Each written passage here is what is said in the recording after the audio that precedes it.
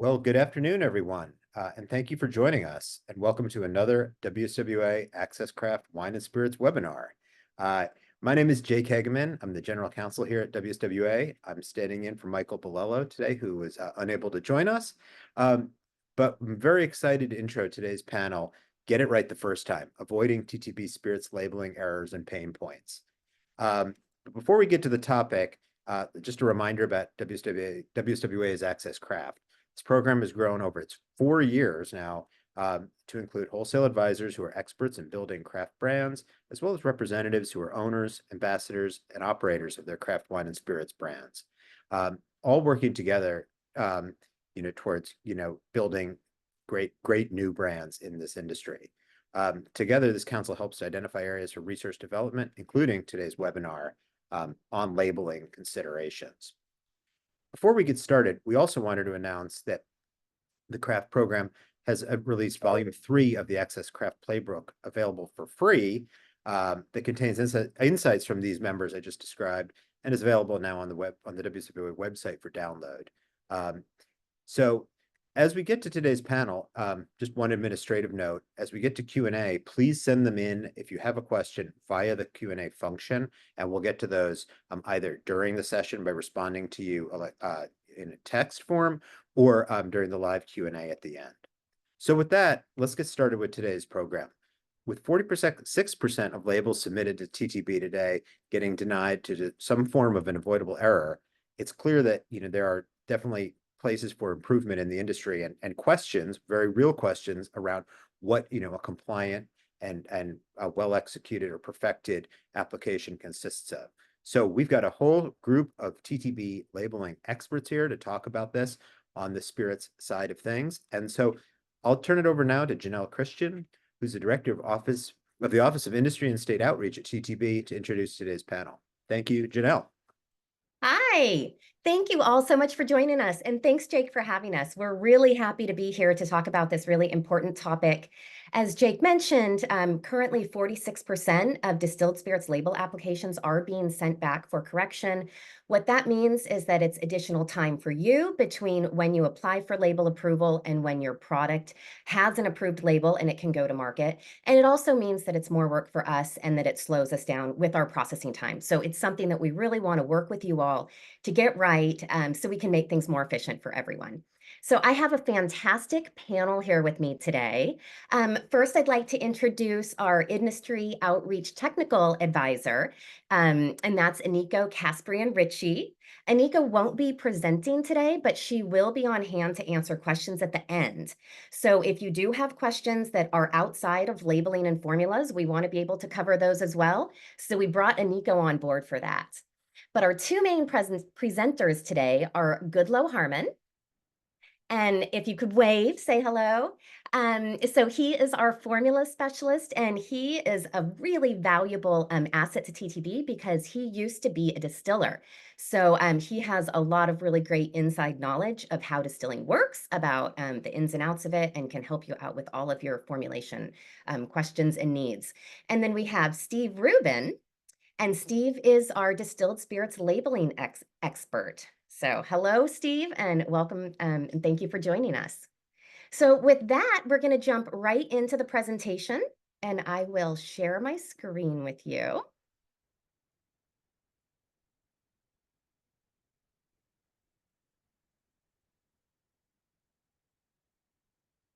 All right. So here we are with distilled spirits formulas and labels. What is the connection? So our key objectives today are that we want to not only talk about formulas and labels, but we want to provide a brief overview of TTB, the federal laws that we operate under, and the functions that we serve that are relevant to you in the distilled spirits industry.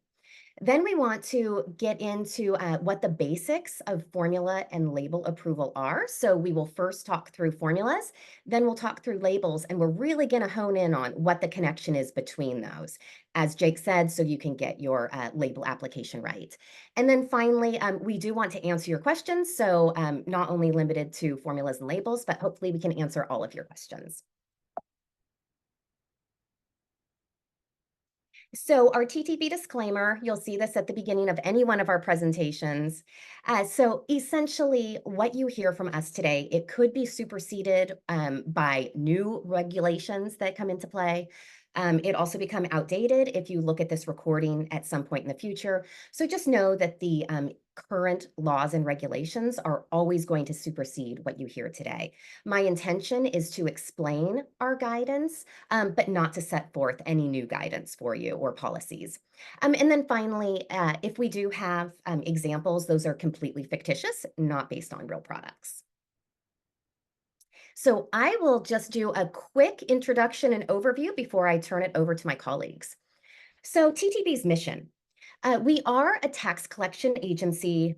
This is something that the federal government has been doing pretty much consistently since 1791, when the very first alcohol excise taxes were imposed on distilled spirits to finance the Revolutionary War.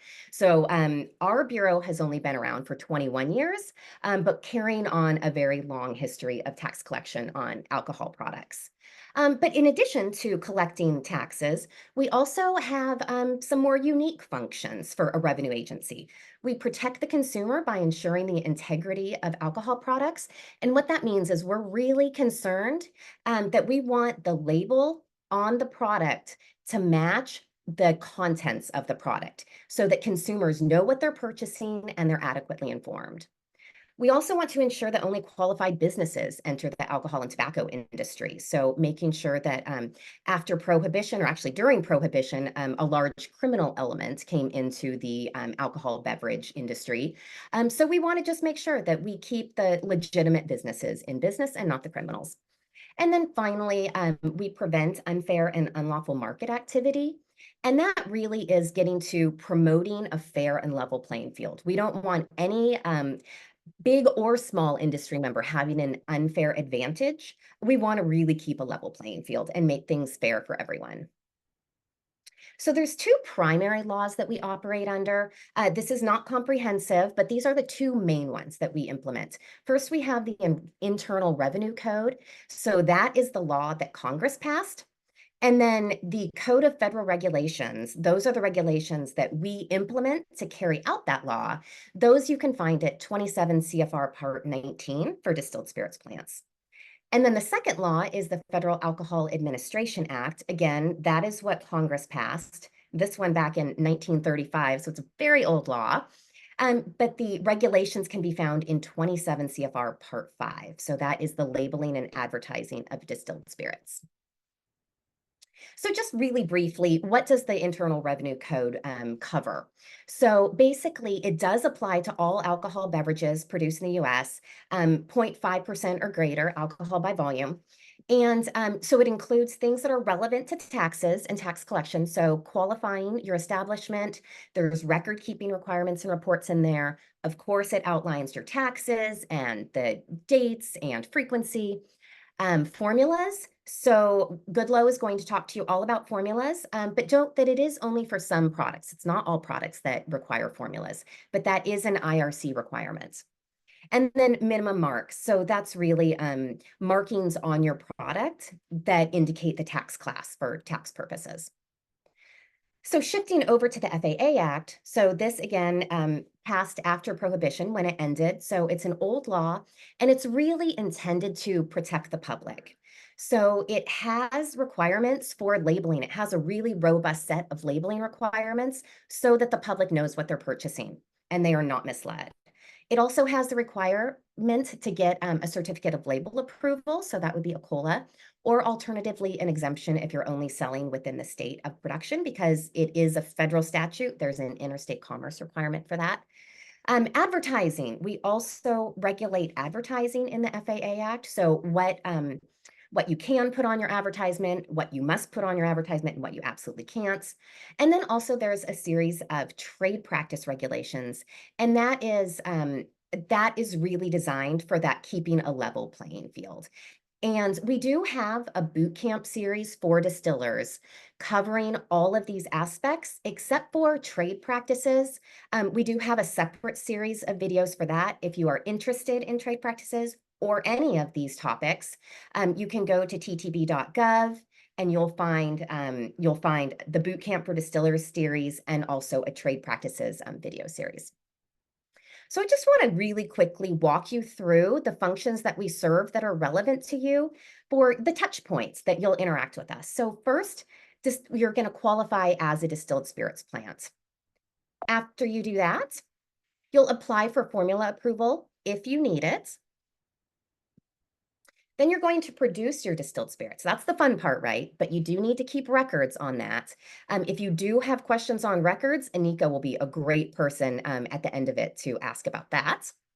Then you're going to apply for your certificate of label approval if you need it, or your certificate of label exemption. Then you are going to bottle and remove, keeping records along the way. You'll then file your taxes, pay your taxes, and file your operational reports. And those records are going to be really important for all of those things, your tax returns and your operational reports. So that's the importance of those records. And then importantly, it doesn't necessarily come here in the flow of how you'll interact with us, but there are certain changes that you need to report to us after you are qualified as a distilled spirits plant. So you do need to apply for a permit amendment in order to notify us of those changes, such as if you have a change in control of your business or a change in location. Again, in our bootcamp series, there is a permit module. And you can find out all about the changes that you would need to report to us. So here is a snapshot of our organizational chart. It's not the full org chart, but just the ones that are relevant to you, the public-facing offices that you would likely interact with. The one that's highlighted is the Alcohol Labeling and Formulation Division, and that's where both Goodlow and Steve are from. So they're here with us today from, we call this ALFD. And specifically, again, we'll be talking about formulas and labels.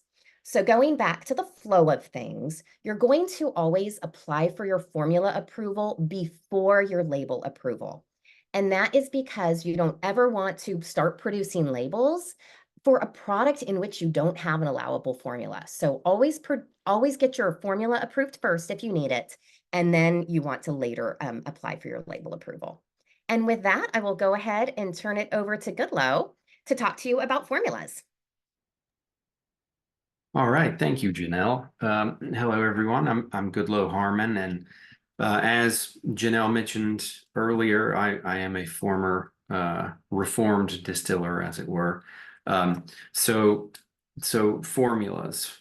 If you need it, like you've got your permitting in order, next up would be to apply for formula approval if it's required based on what you're going to produce. So a formula is essentially a recipe. It is the recipe for what you're going to make for the product.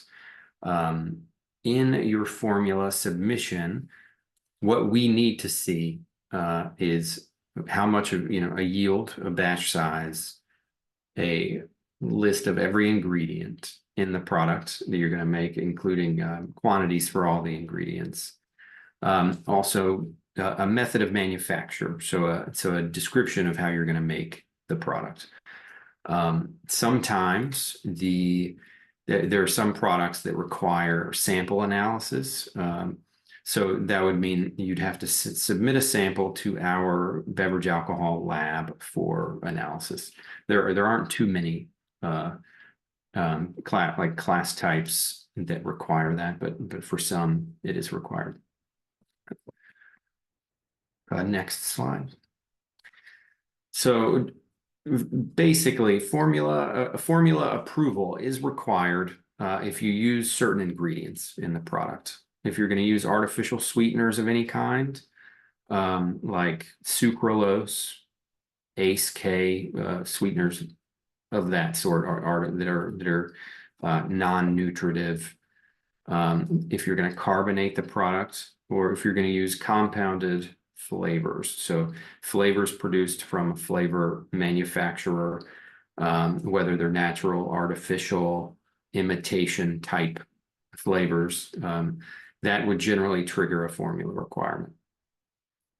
If you're going to use any ingredients derived from hemp, definitely a formula requirement would be necessary there. And we do have some great resources on our website to include, using hemp and hemp derivatives in alcohol. Also, some classifications, class types of alcohol products require formula approval always, like liqueurs or flavored spirits, just to name a couple. So when we look at a formula submission, we essentially we look to classify the product. And in doing so, we want to look at the base alcohol, whatever the distilled spirit base that you're using is. We look at that to see what it is, if it conforms to the standard. And if you're using those compounded flavors from a flavor house, we would really we must see flavor ingredient data sheets for each flavor that's going to be used. If you don't know what that is, I assure you that the flavor house or flavor manufacturer from whom you're sourcing flavors, they know what it is, and they should be able to provide one of these sheets for you. Essentially, not to get too in detail on the FID sheets, but it basically shows us what's in the flavor you're using, and if there are any colors, any limited ingredients, if it's classified as a natural flavor or an artificial flavor, that sort of thing.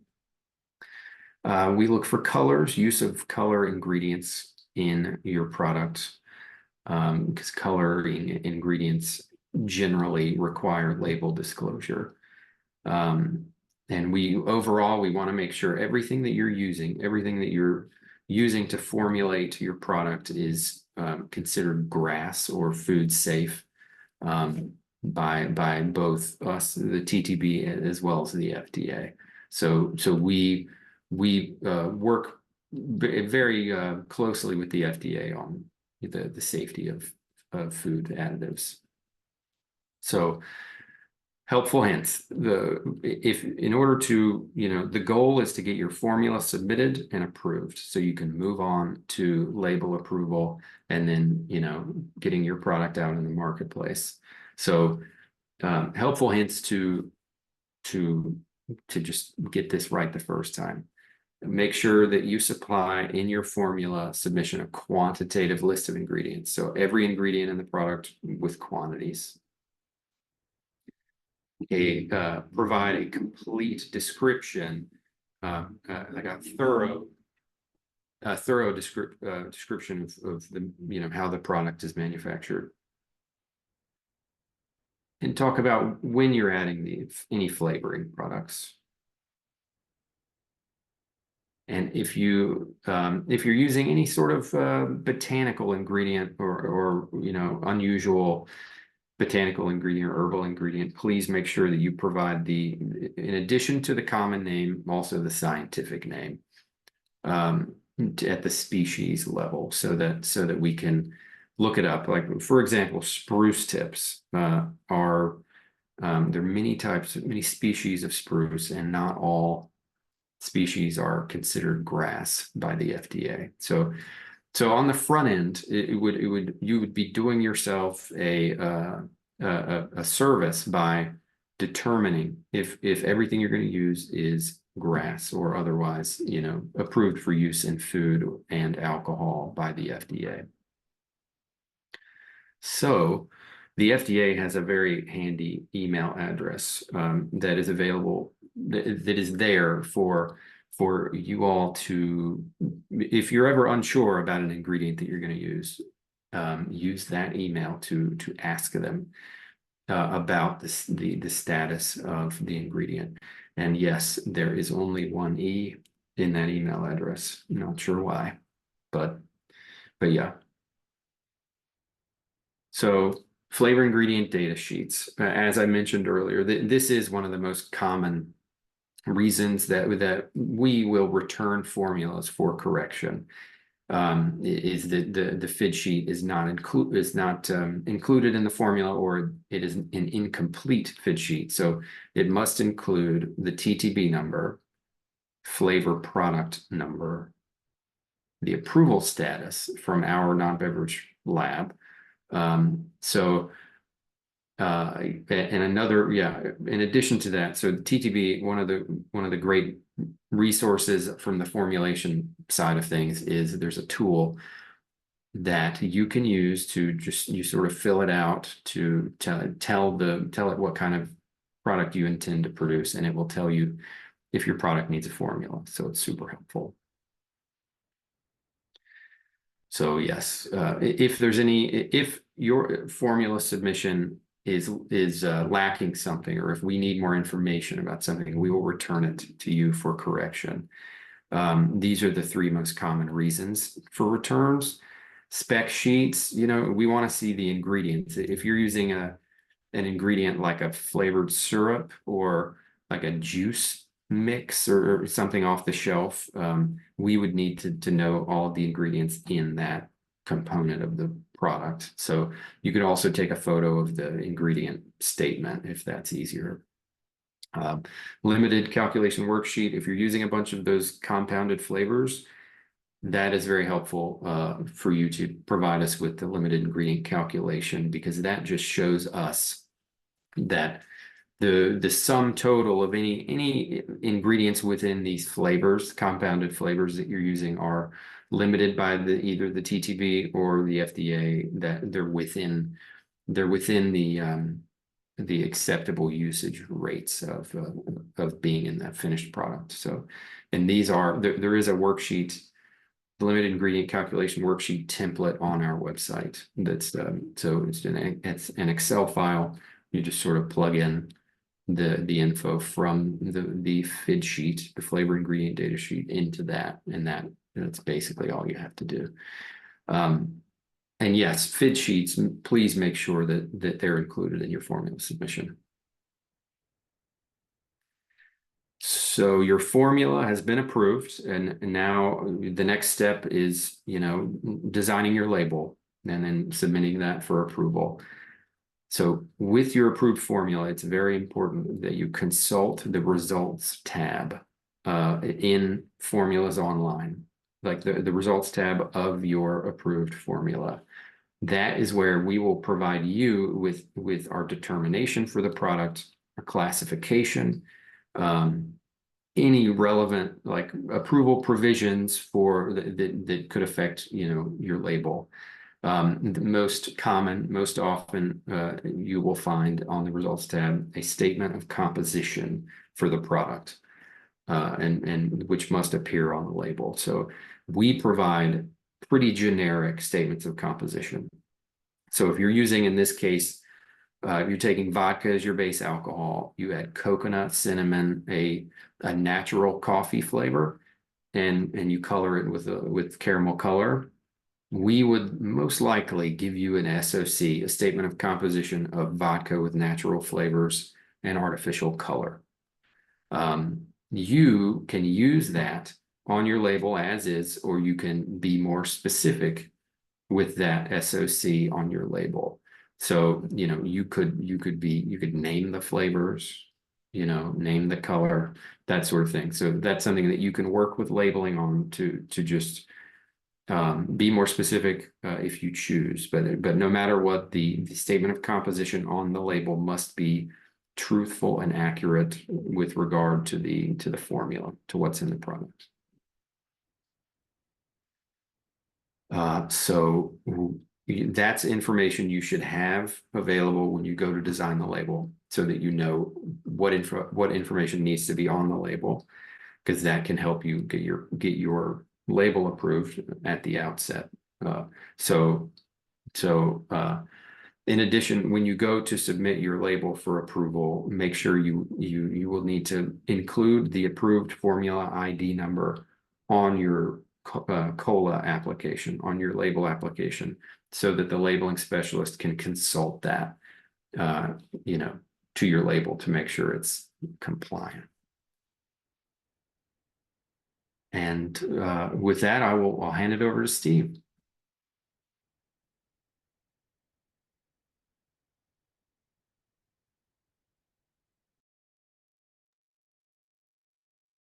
Hi, good afternoon. It is a pleasure to speak with you today. What I'm going to do is speak to you about when and when not to apply for a COLA, the expectations of what you need on a label,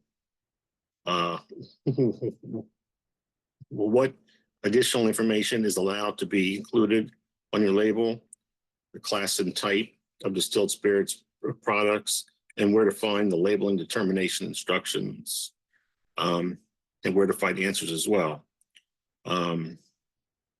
So what is a COLA? A COLA is an acronym for a Certificate of Label Approval. This is mandatory when you are selling a product domestically across the state lines, or when you're importing a product into the United States. Next, please. Is a COLA required? This actually, it depends on the situation. It is required when you are selling a product across the state lines from where the product is processed. It is required when you're importing a product into the United States. The product will not be permitted to leave the port of entry without a COLA. It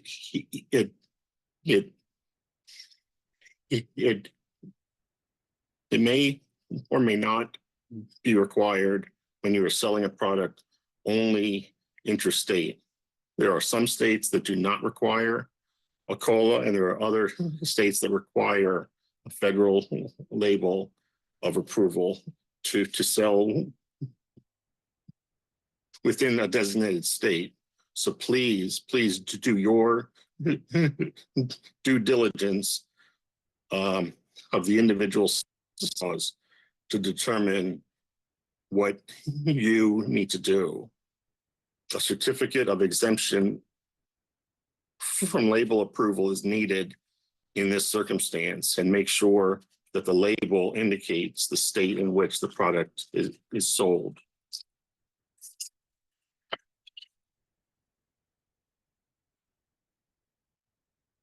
Next, please. At what stage do I apply for a label? Well, this one is simple. Before you print your labels and before you put the product into a bottle. Additionally, when you're importing into the United States, the product may not be released from the port of entry without a COLA. The product will just sit in the warehouse at the port of entry until a COLA is granted. So why is this important? Well, that one is easy as well, to avoid financial loss. And the next, please. The mandatory information. And what does the same field division mean? Imagine that you walk into a liquor store seeking to buy a distilled spirits product. You're standing in the aisle and start to look at a particular bottle. You must be able to see all of the core information without having to turn the bottle.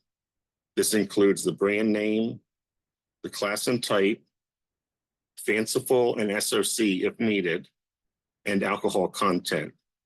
The fanciful name and the statement of composition are referring to a distilled spirits specialty product, or a DSS, which requires additional rules, which are going to be discussed in a few minutes. Some other items of note regarding the mandatory information are frequently common mistakes. With the alcohol content statement, using the abbreviation ABV is not acceptable on the label. You should check 27 CFR 5.65 for the exact guidance on the acceptable formats. However, the ABV could be displayed as additional information. The second issue that has a lot of common mistakes is the net contents statement. The net contents must be displayed in milliliters. Fluid ounces may only be displayed as additional information. And the other issue that we see a lot of problems with is the health warning statement. The header, government warning, must be in all capital letters and bolded. The S in surgeon and the G in general have to be capitalized, and commas are required after the word general and machinery. And please make sure that you have periods at the end of the statements. For importers, ensure that all foreign health warning references are removed. For example, a crossed out car symbol, a pregnant lady, or health warning statements in foreign languages. Next, please.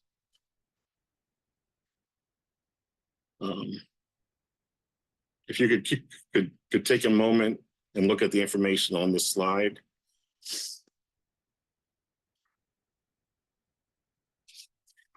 If required, you can find the first 7 items under the results tab of the formula approval. And the guidance for the statement of age can be found in 27 CFR 5.74. And the guideline for the state of distillation can be found in 27 CFR 5.66. Next one, please.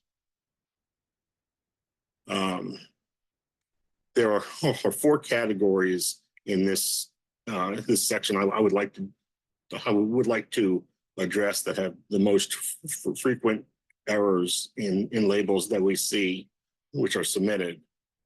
The first is number 1, neutral spirits and vodka, and number 3, which is gin. In both of these class and types, a commodity statement is required. Distilled from it is preferred. Other acceptable formats you can find in the regulations, but stating made with before the source of the product is not allowed. Including the statement of composition in descriptive text, and information, and with that information embedded in the puffery is not allowed. The second commodity that we have a lot of issues with is whiskey, and in particular the bourbon whiskey. There are particular rules for a double barreling of bourbon whiskey or finishing in another barrel. The specifics regarding this issue are going to be covered in a little while in more depth. The third category I'd like to bring your attention to is number 7, agave spirits, example of tequila and mezcal. These items are not the same. Tequila and mezcal are exclusive to Mexico and geographically distinctive, whereas agave spirits can be made anywhere in the world. And the fourth category I'd like to draw attention to is number 9, which is the flavored spirits. The format and the wording is extremely important.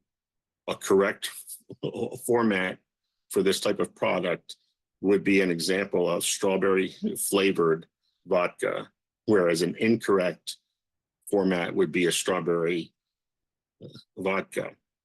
On another side note, please be mindful, a product must be classified as diluted if the alcohol content is below the minimum requirement for a particular product. For the details of each product, you can check CFR subpart I, the standards of identity, for guidance. Next slide, please. As previously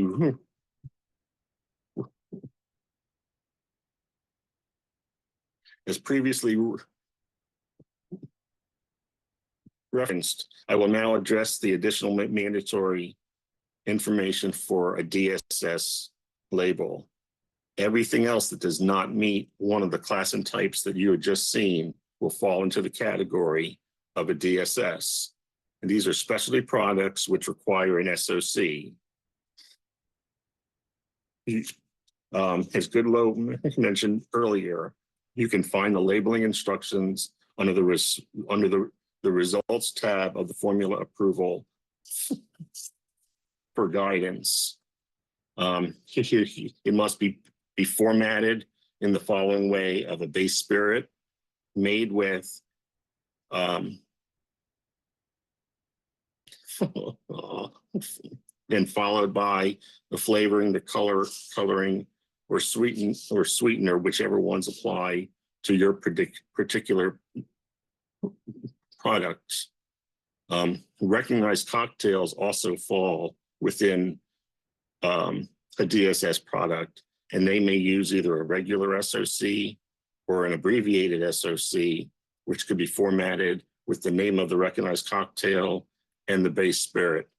For example, a Mai Tai.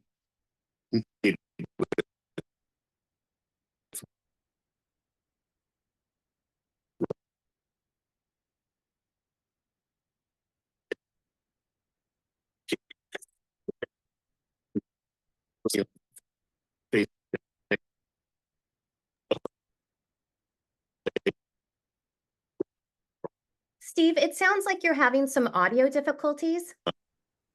So I'll go ahead and take over since it sounds like Steve has some technical difficulties. All right, so moving on. So additional information, if you do have information that you want to put on there other than the mandatory information, just make sure that it's truthful, accurate, and specific, and it can't conflict or qualify any mandatory information. So especially important there is if you have a class and type that's been approved and recognized, you can't go and call your product something else somewhere else on the label. So make sure that whenever you talk about your product, you talk about it in a way that's consistent with that class and type statement. And it must comply with the corresponding sections of the regulations. So translating the formula to the label. So this is a really important point that we want to drive home. And the reason for this is that we talked about those really high error rates on for distilled spirits labels.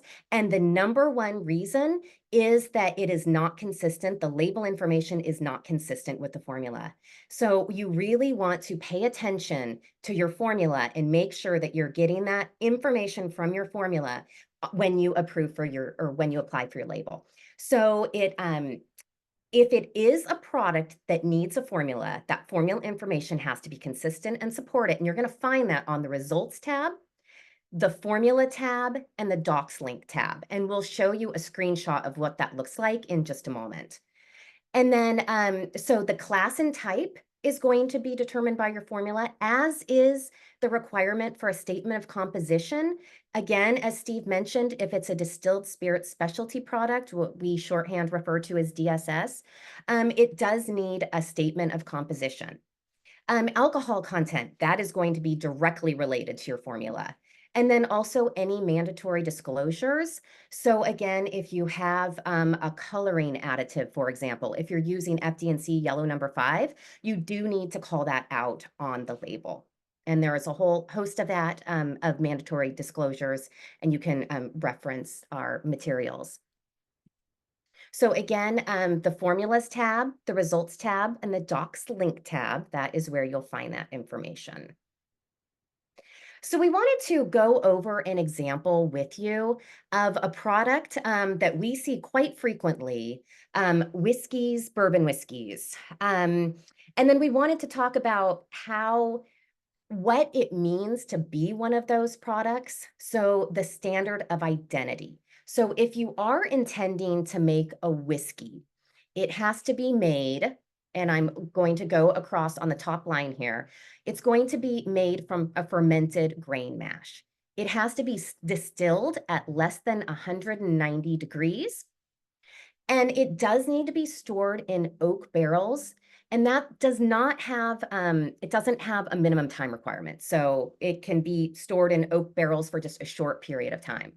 You cannot put any neutral spirits in there, but you can use allowable coloring, flavoring, blending materials. Then we have bourbon whiskey. So bourbon whiskey is it's a type of whiskey. There are many types of whiskeys. It could be a rye whiskey, a corn whiskey, a blended whiskey, a light whiskey. But bourbon whiskey is a specific type of whiskey. It has to be made in the US. It is a distinctive product of the United States. So you can't have a bourbon whiskey made in Japan. A key part of it is that it has to have in its mash bill, it has to be made from at least 51% corn. The others can be different, but it does have to be at least 51% corn, distilled at 160 degrees proof or less. And then it has to be stored in charred new oak barrels at 125 degrees or less. Again, there's no minimum time requirement for a bourbon whiskey, but if you want to make a straight bourbon whiskey, then it has to be stored in those charred new oak barrels for at least 2 years.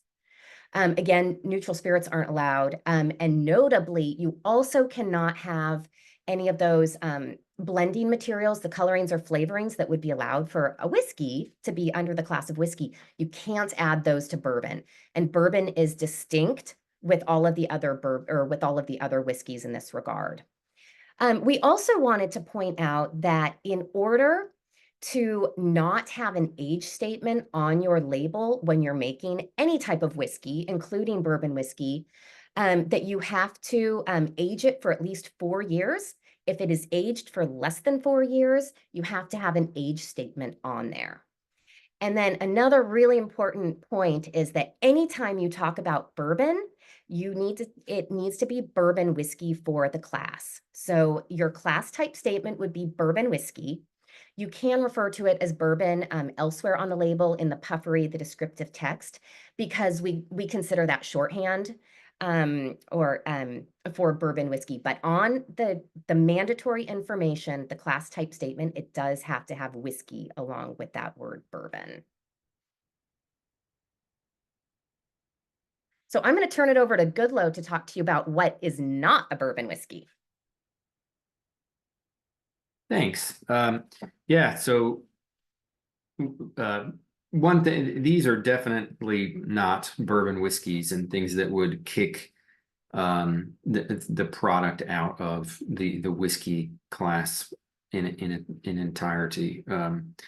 If you're going after a bourbon designation, but so you cannot add sugar to the mash bill. The mash bill for all whiskey must be fermented grain.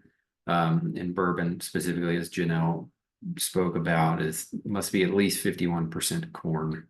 So no sugar allowed. If you do go and ferment a grain and cane mash bill, then you could put it in a barrel for 20 years and it would still be a DSS. It would be a distilled spirit specialty. Spirits distilled from grain and cane would be the statement of composition.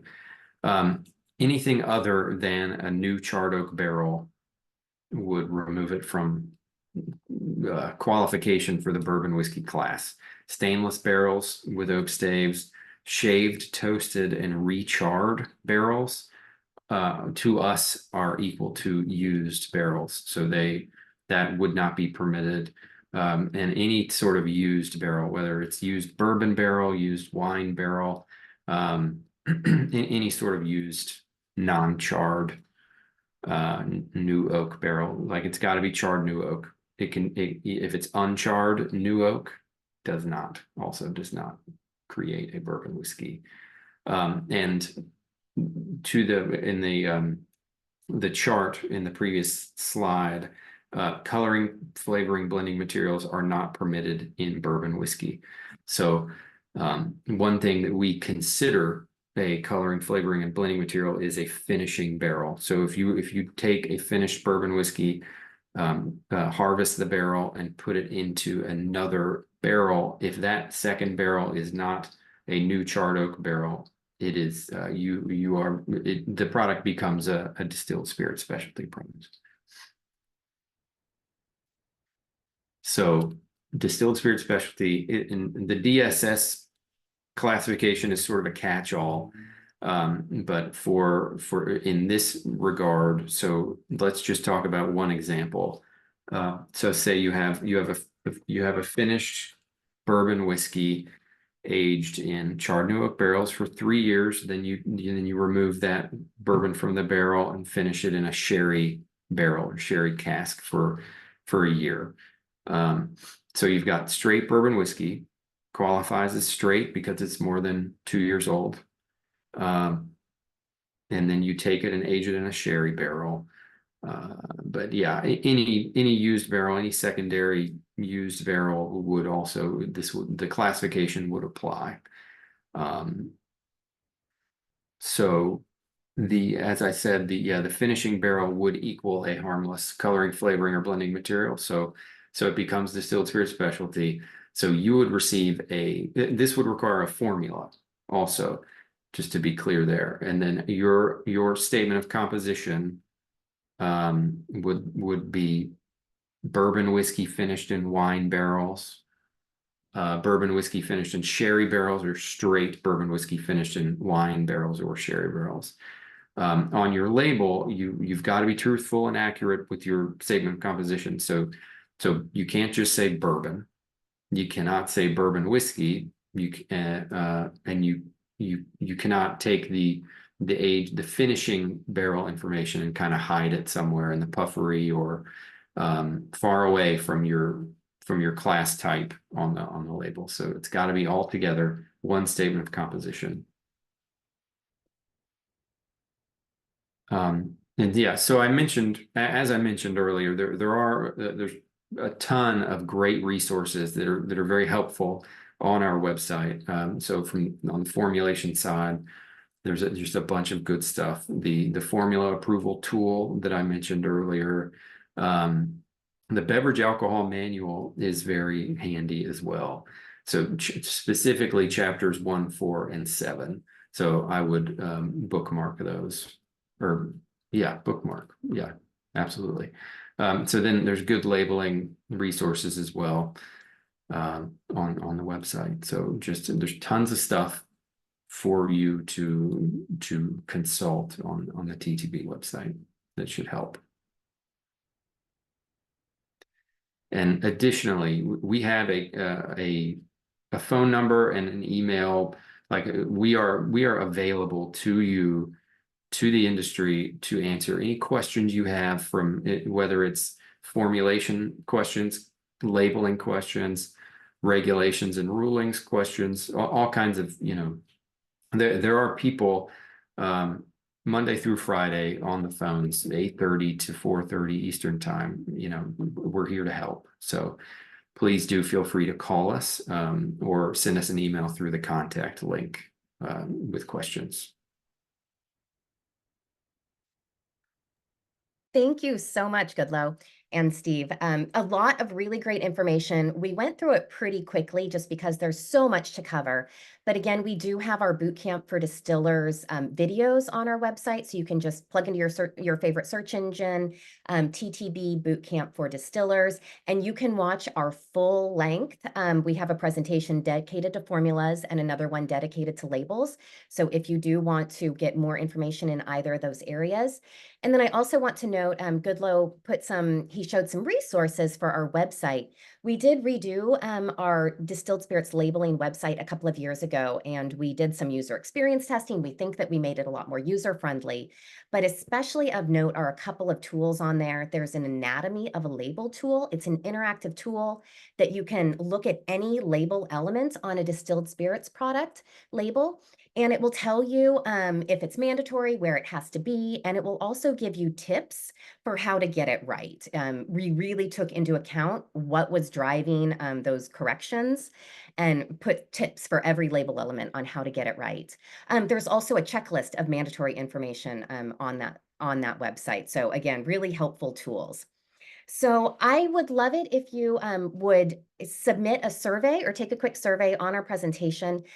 This selfishly motivated, it helps us plan our outreach for the next year, and it also lets us know what we can do better in the future, and what topics you'd like to hear, what format you like. So if you are available to take that, I highly encourage it, and we want to open it up for questions. So I'll turn it back over to you, Jake, for any last thoughts and to moderate the questions. Sure. And I think for those who've submitted questions already, several have been answered by Aniko, but I think one that's worth just flagging for everyone here relates to a topic you hear a lot about these days. And we touched on hemp earlier, but there was a question asked about what are the restrictions on the addition of CBD, cannabidiol, to spirits products. And I know that's covered in the hemp policy on the TTB website, but would someone be able to speak at a high level around what is allowed from the hemp category? Yeah, I can take that one. So there are only a couple of hemp ingredients that are generally recognized as safe by the FDA.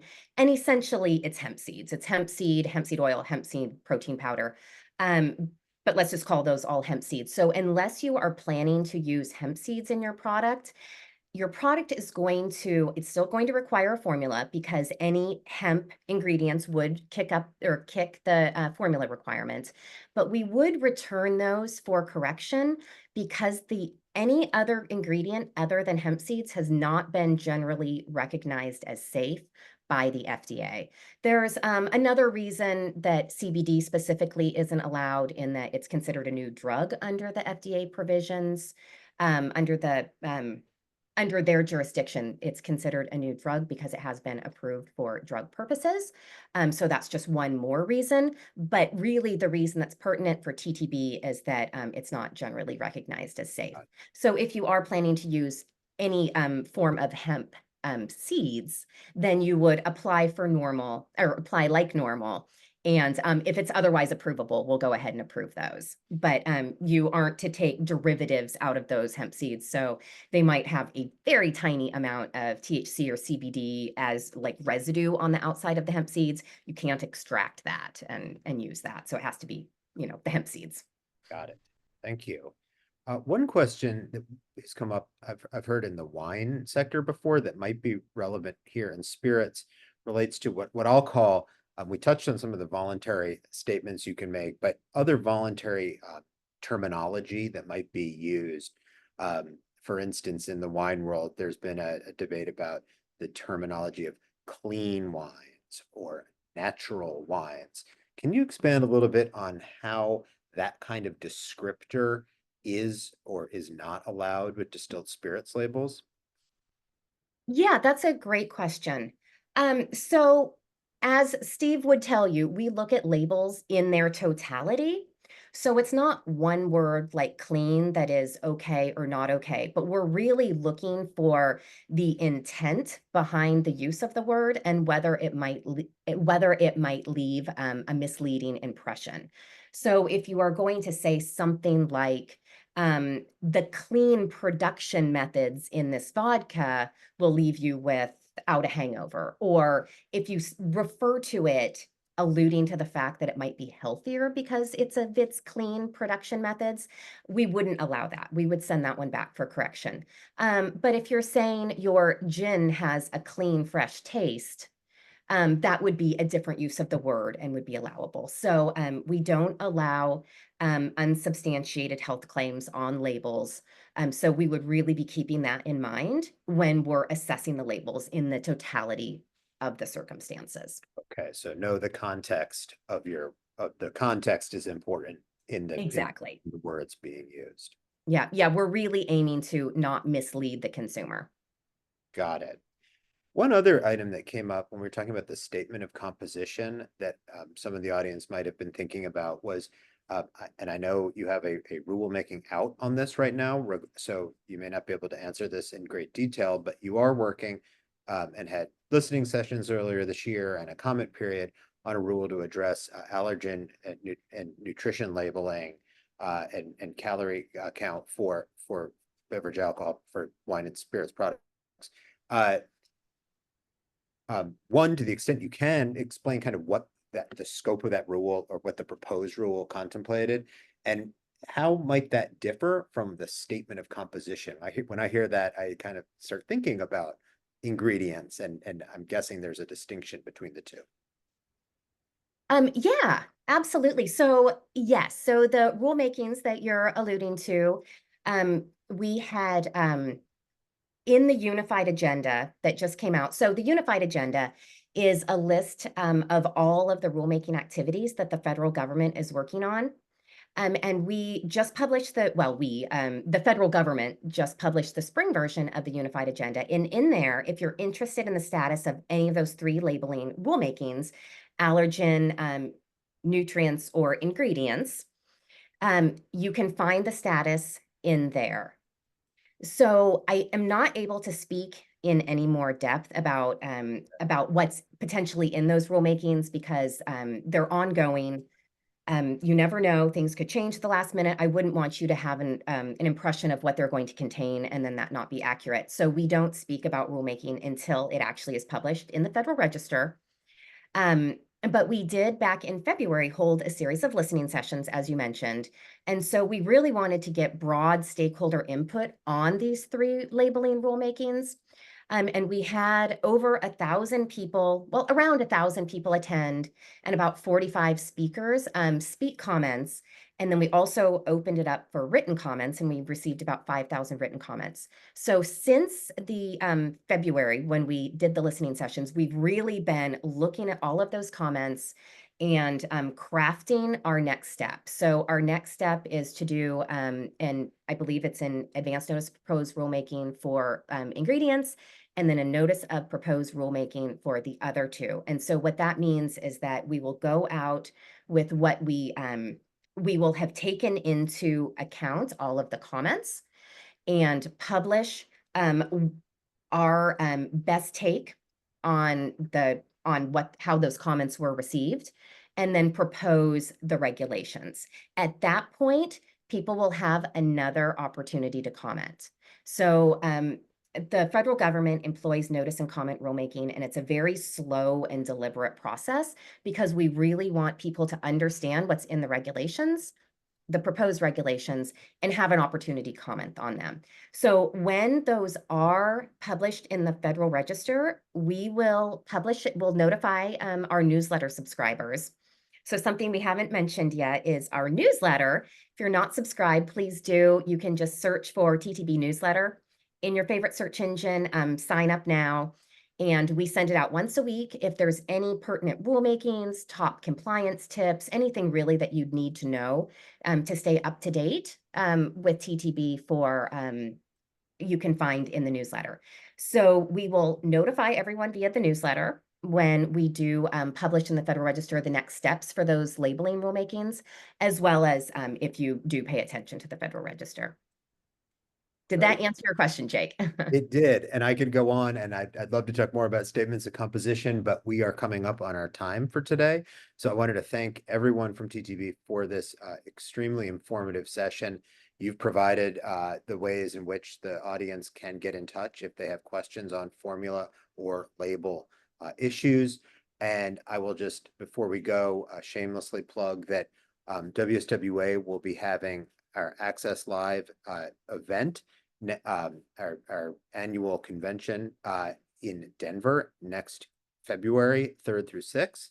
And registration has opened, and among other things, we anticipate that TTB will be participating in that event. That is not certain, but you have been able to participate in the past to provide this kind of information in real time to participants at the event. So an extremely useful opportunity to get insight on formula, label, and other TTB related matters. So that information on the show is all available on our website. And let me just again thank everyone for your time here. If you had a question and you weren't able to pose it, please direct that to the WSWA Access Craft team, and we'll make sure that's routed onwards or through the channels that TTB just shared. So thank you everyone for your time, and have a great afternoon.